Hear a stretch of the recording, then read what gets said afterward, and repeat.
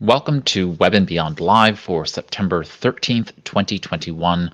I'm Ray Sidney Smith. I am president of W3 Consulting and managing director of W3C Web Services, which provides affordable web and WordPress hosting, domain name registration services, and other web-related products and services for small business. Web and Beyond Live is a weekly show about topical and timely small business digital marketing and related issues. So welcome everybody, to those who are here live. Feel free to ask questions in the chat, and I'll be happy to answer them as we make our way along. If you're watching the replay or listening after the fact, feel free to leave your questions in the comments, or you can message me on Twitter or elsewhere, and I'll be happy to answer them there. And so this week, we're going to talk about the news of the week, and then I'd like to close out the show with just a quick discussion on why super apps, I'll explain what super apps are, and why I don't think they're likely to make their way into the US anytime soon, and how small businesses should think about developing applications in light of the challenges that super apps face here in the States and really abroad. And so with that, let's get into our news this week. First and foremost, we are hearing lots of news about shortages across the supply chain. I'm hearing this from a lot of my own small business clients and the issues they're really facing in terms of being able to get basic goods into the US and from one place to the next in the US. And so this is something that we have to continually pay attention to because the COVID-19 pandemic has continued to linger. We are probably going to see a resurgence in cases over the next few weeks. We know that various places are plateauing or are seeing rampant increases in the amount of hospitalizations and infections. So this is just something we're dealing with. And so I bring this up because we are all facing it. And so it's just kind of nice to know that those of you who are in retail or product businesses, I'm just hearing it. This is one of those things. This is also in light of the job situation where there are various staffing issues that are coming across the board. And I keep hearing from clients, trying to figure out how to find good staff, where to find them, and how to really manage around staff when you're a small staff and people are ill. It's very difficult to keep the business running, keeping all of the various shifts covered when that happens. And in light with that, the president has decided to command OSHA, the occupational safety part of the government, to basically mandate that U.S. businesses with over 100 employees basically require a vaccination and or testing, I believe it is. So it's vaccine or test. So it's not technically a mandate in that sense. So you either get the vaccination if you're one of the employees of a firm with 100 employees or more, or you go on for weekly testing. So while this has been bandied about politically as being some kind of, at being severe, the Occupational Safety and Health Administration is really putting down what I consider to be a light vaccination guideline, because in the past, when it's come to any other vaccine where a president has implemented a mandate, it has truly been a mandate where you had to get it or you would not be able to work. So in this particular case, I think this is good for the economy. I think this is good for our health as a nation, and so I'm hoping that this will help to buffer those issues that have come about. Now, again, this doesn't come without a cost. There's a cost everywhere, but we're talking about the cost of lives versus maybe some small short-term economic impacts to allow the long-term economic impacts not to compound. So I'm kind of bullish about this. I think I'm pro this mandate, this guideline really that OSHA is providing, that you either have your employees be vaccinated or go to weekly testing. And hopefully this will stem the tide of this pandemic, so we can just go back to some semblance of the after times, right? We always talk about the before times now when it comes to the pandemic. I'm looking forward to whatever the after times look like, so that we can deal with these worker shortages, deal with these supply chain issues, and really go back to some normative perspective. Moving right along, Google has put out a new tier in their plan storage. So Google One is Google's storage plans.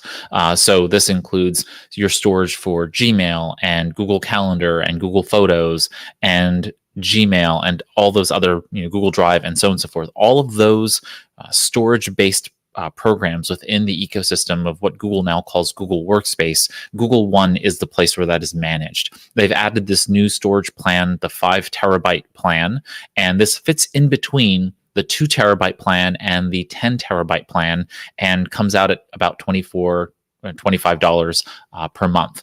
And so I think this is great, because if you don't need 10 terabytes, then you can save that money and not spend that on the 10 terabyte plan while you're making your way up for that. So it's half the price, right? At $25 per month. The 10 terabyte plan would be $50 per month. And so if you have breached the 2 terabyte limit, or you are nearing your 2 terabyte limit on your Google One plan, then you can upgrade in this incremental way and save that money for that time between getting to 5 terabytes and going to 10.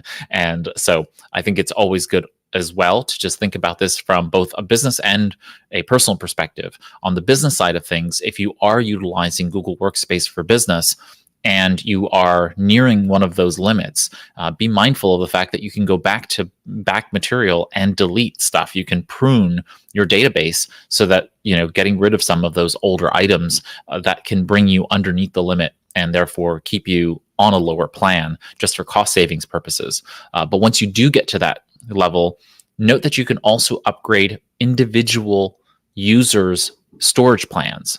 So for example, I personally can upgrade to the 5 terabyte plan and keep my other staff members at another plan level. So you kind of have some wiggle room there in terms of being able to upgrade one individual's to a higher storage plan without affecting the entire company in terms of having to do that. So just good on Google for giving us this additional storage plan, and I'm looking forward to seeing greater capabilities within the Google One environment.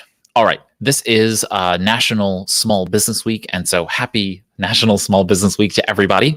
In light of that, there have been a number of different things going on in that space. One of them is that the SBA is hosting a summit, a virtual summit for National Small Business Week. And if you go to sba.gov/National Small Business Week with hyphens in between that, so national-small-business-week, you will then be taken to this page to register for the National Small Business Week Virtual Summit. It is running from today, which is September 13th, through September 15th, and you can register on that page and join the hosted virtual summit and learn from all of the various speakers and content in there. There are exhibitors, all kinds of fun things going on inside of the National Small Business Week Virtual Summit.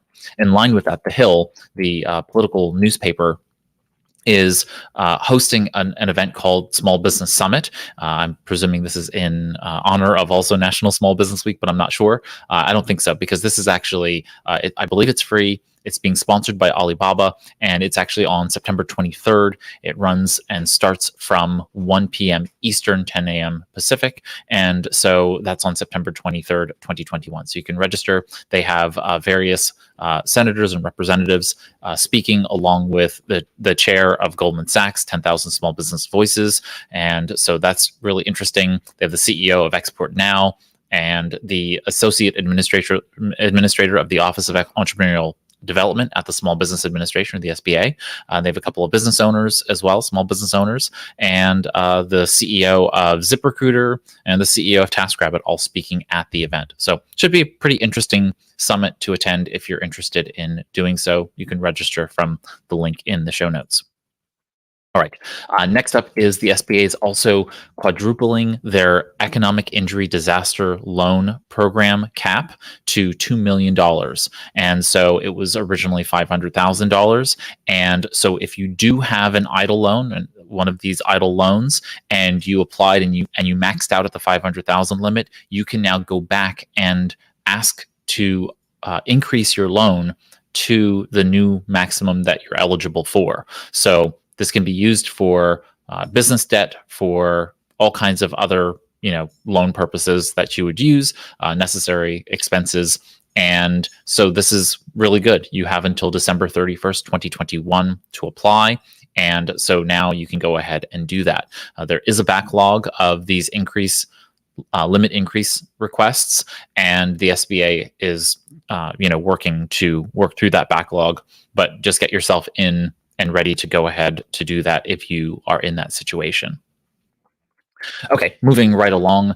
In light of National Small Business Week, I imagine Facebook has decided to announce that they are going to buy $100 million worth of unpaid invoices from approximately 30,000 small businesses. These are purported to be for women and minority businesses specifically. So this $100 million commitment basically is a basically purchasing of remittances, or unpaid remittances for businesses. So this is like buying accounts receivable in essence, and they're calling this the Facebook Invoiced Fast Track program.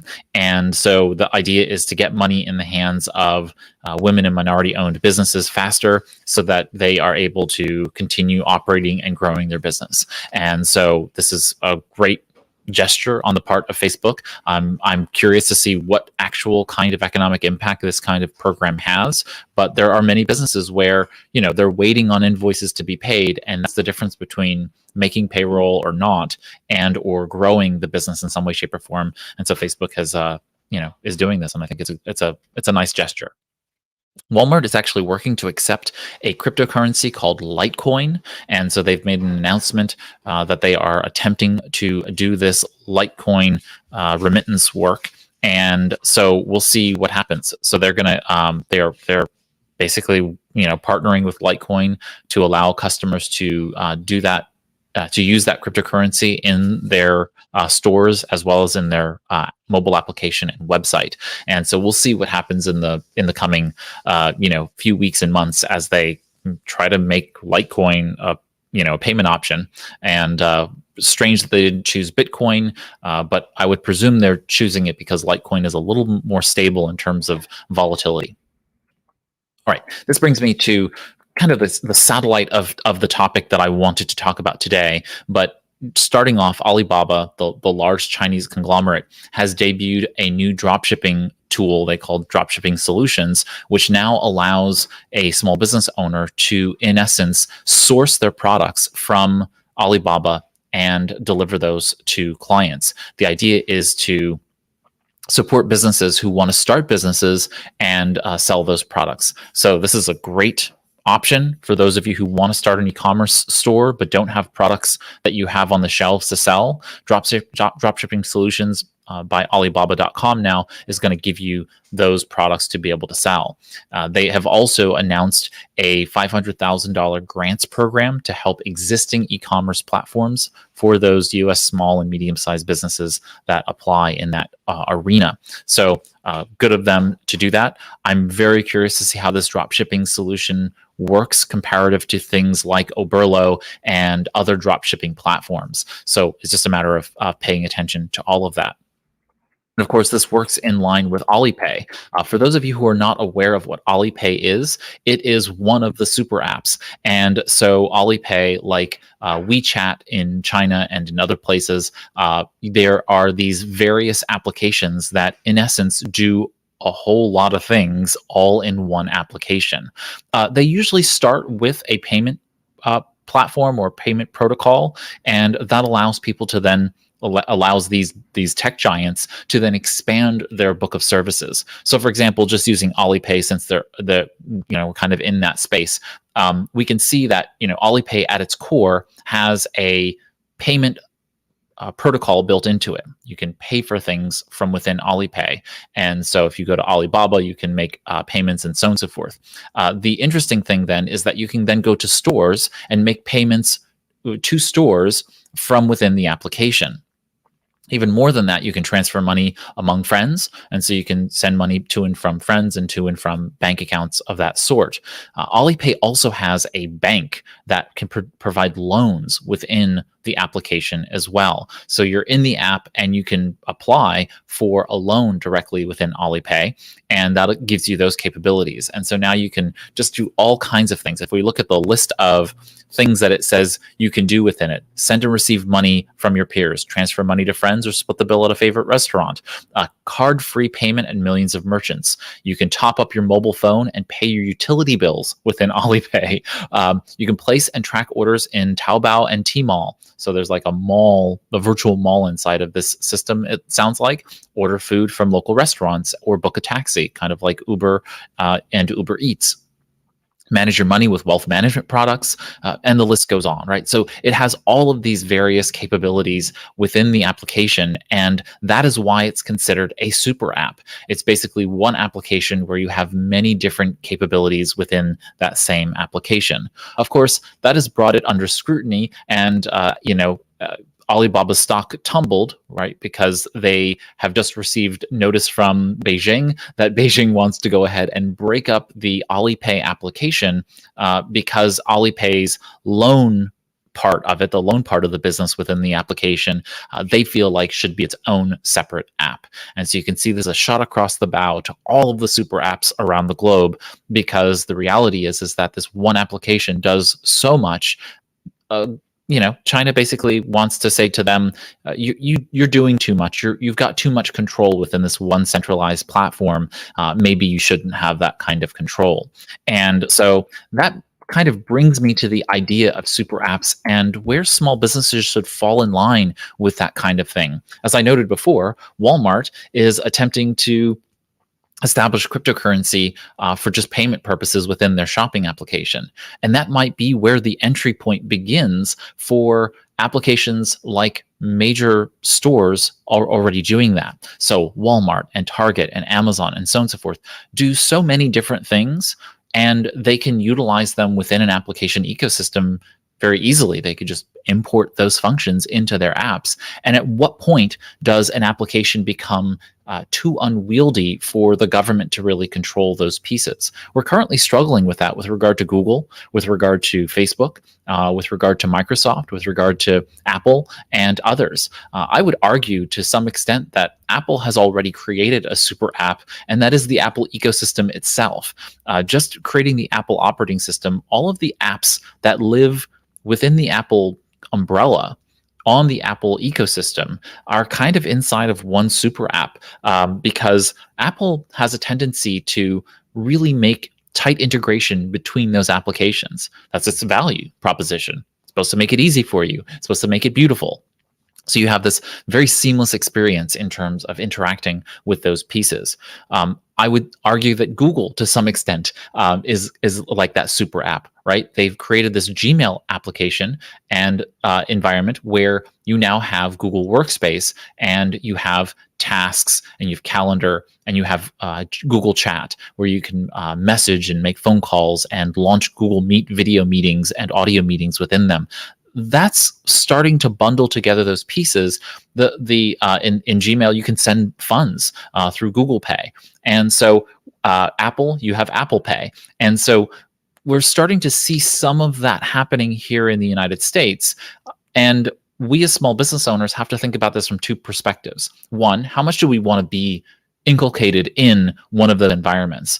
For my business, we've chosen to be inside of the Google ecosystem. And so we've chosen Google Workspace for business, and I'm comfortable with that. I'm comfortable with the consolidation of those pieces, but I also know that I'm not comfortable with all of our services being provided within the Google ecosystem, only because Google doesn't provide the best services in and across all of those pieces. So we've chosen to use software outside of Google Workspace that satisfies those needs best. And like we've decided to use WordPress for our website, because we think that WordPress provides us the best infrastructure for being able to develop and publish our websites. So the idea here is to choose the right tools and figure that all out. So that's one thing, right, is how you're going to utilize it. But then on the flip side is how you actually plan and produce your own kind of apps yourself, right? And you've probably heard me talk about this many times, which is that I really feel like businesses should be launching their own applications. And if you're doing that, then you have to think, well, how much should my application do? Many businesses come to me and they don't know what the primary function of their mobile app should do. So they think, well, we'll just put our website in there, and that's not enough, right? That's just a brochure in essence inside of a mobile application skin. But then some businesses come to me and they want to do everything inside of that application. And this is where the warning of the super app really comes into play. Not because I think that regulators are going to come after you and tell you that you do too much inside your application. That's probably a slim to none, null proposition, but or concern or risk.